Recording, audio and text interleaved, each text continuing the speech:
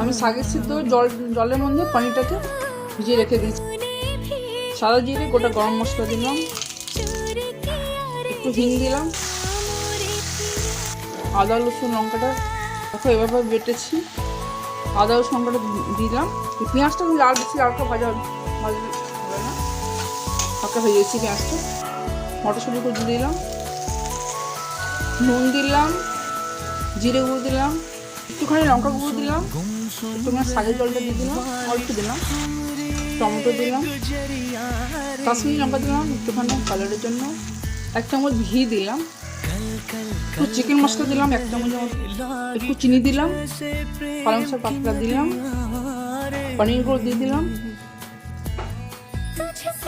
ভালো করে মিশিয়ে নিলাম, ম্যাগি মশলা দিলাম, একটু ধনে পাতা দিলাম, পালক পনির রেডি।